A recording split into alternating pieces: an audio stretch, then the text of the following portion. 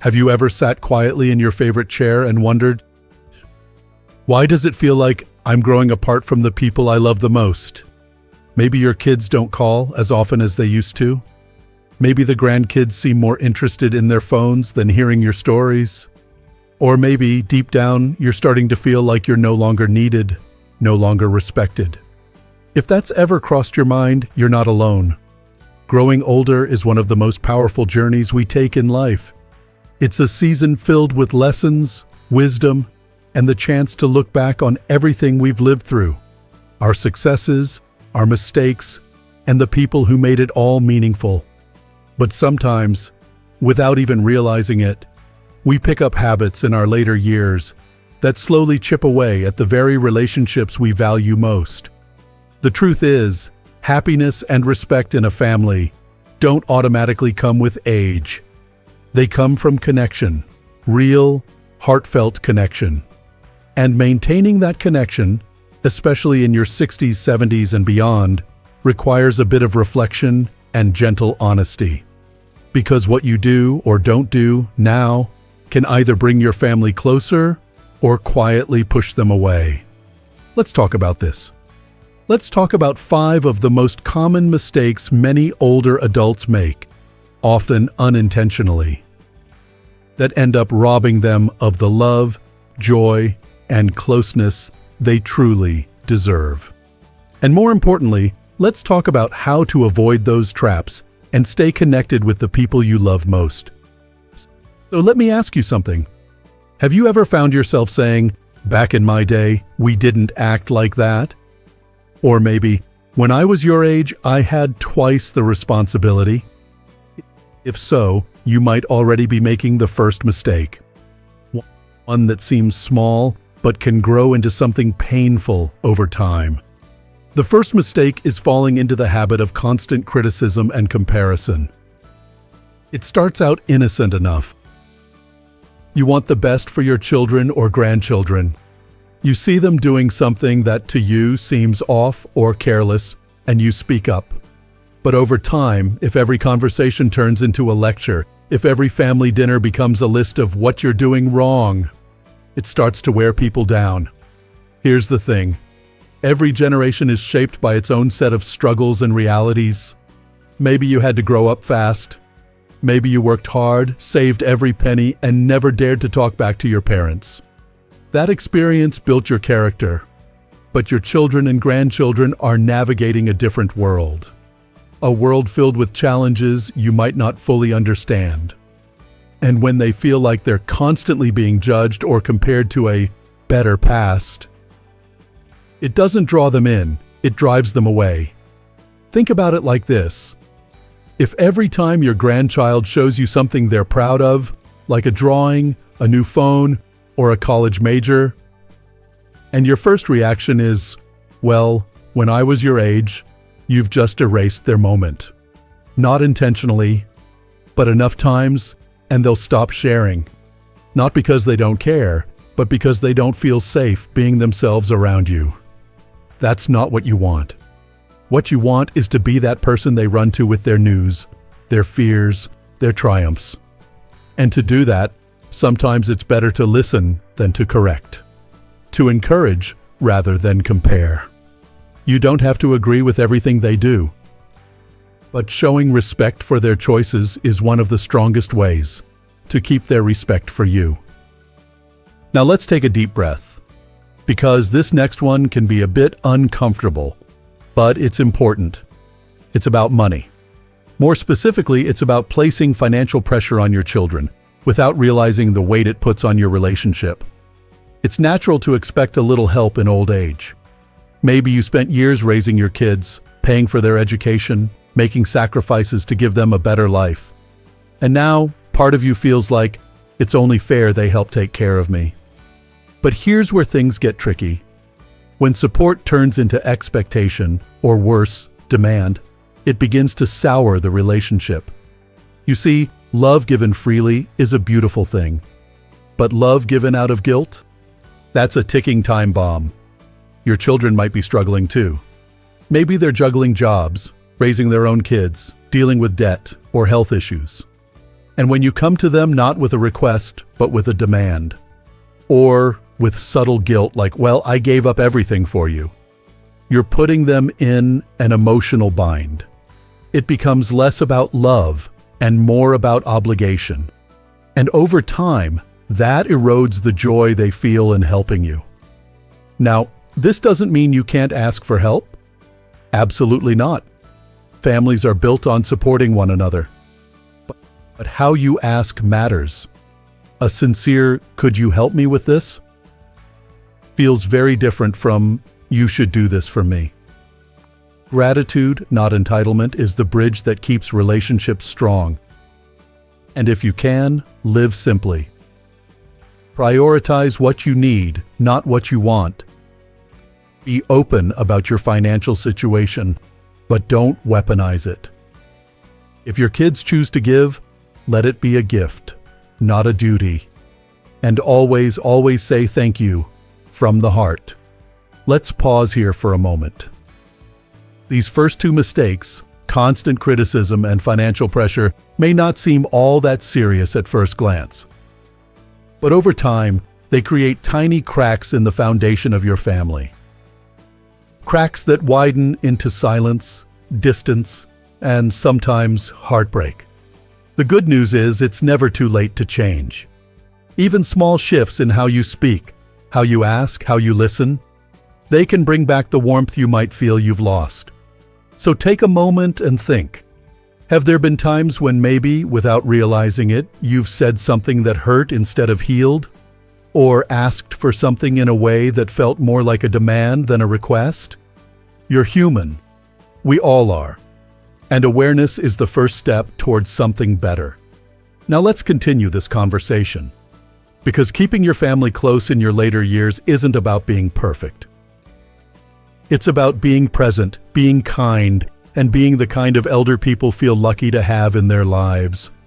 Because being present, truly present, means understanding when to step back, not just when to speak up. And that leads us right into something so many loving, well-meaning parents and grandparents struggle with: knowing when not to interfere. It can be incredibly hard, can't it? Watching your son make a decision you know will cause him trouble. Or seeing your daughter-in-law raise your grandkids in a way that feels totally foreign to how you did it. Maybe they eat dinner in front of the TV. Maybe the kids aren't expected to do chores. Maybe they're allowed to talk back in ways you never would have tolerated. And everything in you wants to jump in and fix it, to guide, to correct, to show them the right way.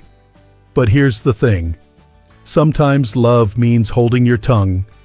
It means choosing silence over advice, even when your instincts are screaming to say something. Because love without respect isn't really love, it's control. And the moment your children feel like they're being parented again instead of supported is the moment they start pulling away. It's tempting to think, but I've lived longer, I know better. And maybe you do. Maybe your wisdom could save them some pain.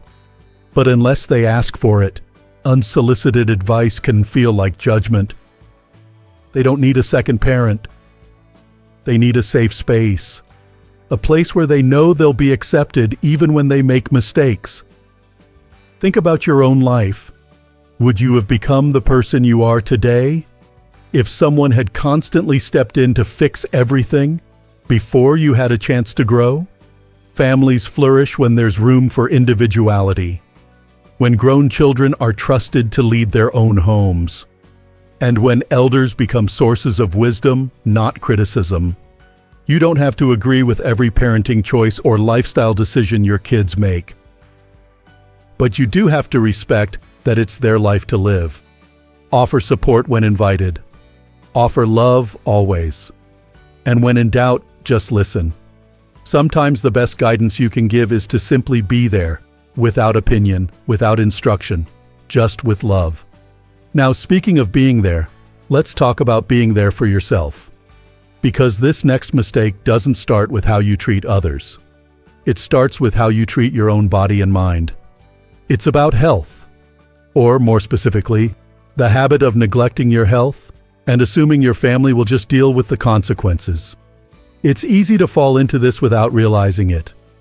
You skip a checkup here, ignore some back pain there.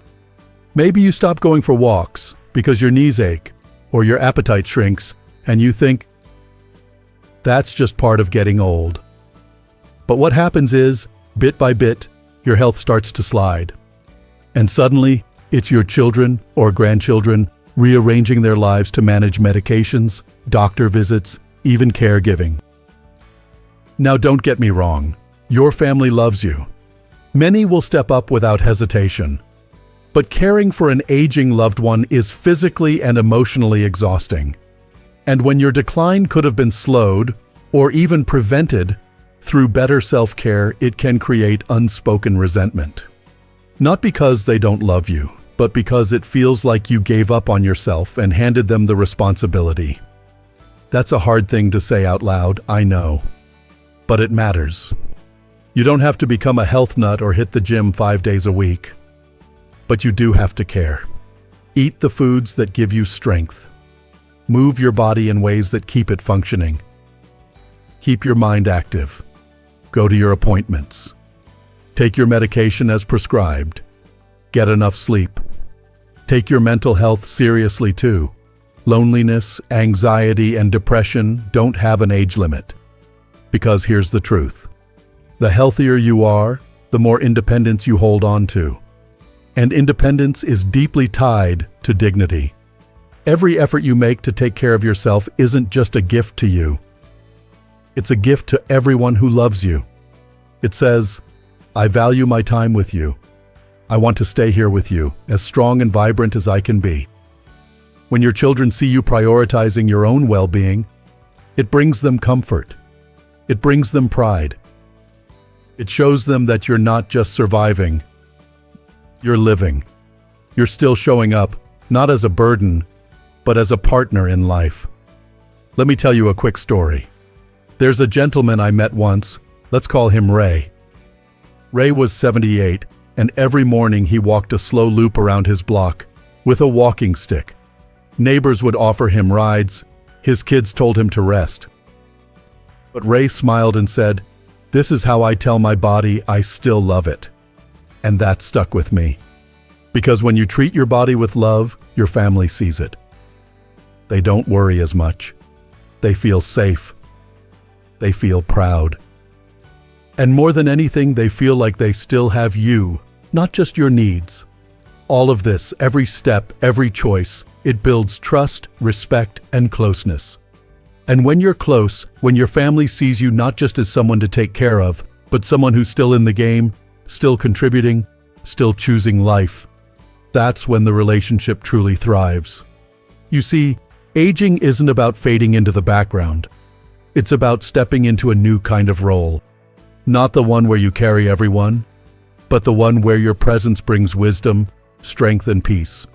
You can't do that if you're always criticizing, demanding, interfering, or giving up on yourself. But when you let go of those habits, even slowly, you make room for something so much more powerful: connection, joy, and the kind of respect that lasts a lifetime. Let's keep going. There's one more mistake to talk about, and it may be the most subtle and the most damaging of them all. Sometimes we don't even realize we're doing it. A sigh here. A quiet, "Nobody ever visits me anymore" there. A comment like, "I guess I'm just in the way." It might seem small, just words spoken in passing, but over time those little phrases can become a pattern. A pattern of emotional manipulation. And whether we mean to or not, this final mistake can do real damage to the relationships that matter most. It's what happens when we start to play the role of the victim, hoping it will pull people closer. Maybe we say things out of pain. Maybe we're truly feeling forgotten or pushed aside. That pain is real, and it deserves to be acknowledged. But if we use that pain to make others feel guilty, if we hope guilt will turn into love, we create a trap. Not just for them, but for ourselves. Because guilt doesn't nourish love. It drains it. When your children or grandchildren begin to feel that no matter what they do, it's never enough. That every visit is met with a complaint, Every phone call ends in sadness. They begin to pull away, not out of cruelty, but because being around you no longer feels like love. It feels like pressure, and that's heartbreaking. Because I know you don't want to be a burden. You want to feel seen, valued, appreciated. Everyone does. And you absolutely deserve love, companionship, and affection. But here's a quiet truth. The fastest way to receive love is to give it freely. Not through guilt, not through tests, but through warmth, gratitude, and presence. Instead of saying, "Nobody visits me," try saying, "It means the world when you're here." Instead of thinking, "They never call," try, "I loved our last call. It made my week." These are tiny shifts, but they create a huge difference. They turn the atmosphere in your home from heavy to welcoming, from tense to warm. People naturally gravitate toward where they feel appreciated. So let your home, your presence, be that place. Let your children and grandchildren feel joy when they see your number on the screen. Let your voice be one of encouragement, your touch one of reassurance. You don't have to fake happiness, but when you speak from love rather than loneliness, people feel it, and they want to be near it. You might be thinking, "But what if I really am alone?" And that's a question that deserves compassion. Because the truth is, some people in their later years do face deep loneliness. Children move far away. Friends pass on. Days stretch long and quiet. And in those moments, it's easy to believe the only way to be noticed is to be dramatic, to guilt, to plead. But there is another way, a better way. Start with yourself. Do something each day that brings you joy. Take a walk, learn something new, call a friend, volunteer, read aloud, listen to music that stirs your spirit. Find even the smallest reasons to wake up and smile. Because when you are full of life, when your eyes sparkle with curiosity, when you greet the day with purpose, people notice. And they're drawn in. You don't need to chase attention. You simply need to be someone whose presence feels like peace. And when your family sees that, even if they're busy, even if they're far away, they will want to connect. Not because you asked them to, but because being around you makes them feel grounded, loved, safe. In the end, the most powerful thing you can offer isn't your opinion, your money, or even your advice. It's your calm presence, your patient smile, your genuine interest in their lives, your ability to say, "I'm proud of you," without any conditions. That's what stays with them. That's what makes them return, not out of obligation, but out of love. So if you've made some of these mistakes, if you've been critical, demanding, over-involved, careless with your health, or emotionally distant, it's okay. You're human. We all stumble, especially when we're trying to love the best way we know how. What matters is what you do next. And what you do next can change everything. You can start today. Maybe with a phone call, not to ask for something, but to ask how someone else is doing. Maybe with a small note to your grandchild telling them how proud you are. Maybe with an apology to your son or daughter if you've been a little too hard on them. Maybe with a doctor's appointment you've been putting off. Or even just by taking a quiet moment to breathe and remind yourself, you're still here. You still matter. And you still have the power to shape your family's love, not through control, but through kindness. Because the truth is, your role in the family hasn't ended. It's just transformed. You're not the caretaker anymore. You're the keeper of the light, the quiet strength, the soft landing. You are the heart of the home whether you live alone or with many. And that is a role filled with dignity, wisdom, and incredible value. If you avoid these 5 common mistakes, not perfectly, but intentionally, you open the door to deeper connection, lasting respect, and real joy in your later years. And that's a beautiful thing. Because at the end of the day, what your family needs most isn't a flawless parent or grandparent. They need you, authentic, loving, evolving, and at peace. So here's to you, to the love you've given, to the lessons you've lived, to the years ahead that are still rich with possibility. If this message spoke to your heart, I'd love for you to share your thoughts in the comments below. Maybe you've experienced some of these challenges. Maybe you've found ways to reconnect with your family. Your story might be the encouragement someone else needs today. And if you'd like more uplifting practical content like this, don't forget to like this video and subscribe to Strong Elderly Life. We're here to remind you that every stage of life has purpose, and you're not walking this path alone. Here's to living your best life at any age. And here's to being the kind of elder your family treasures, not just for what you've done, but for who you continue to be.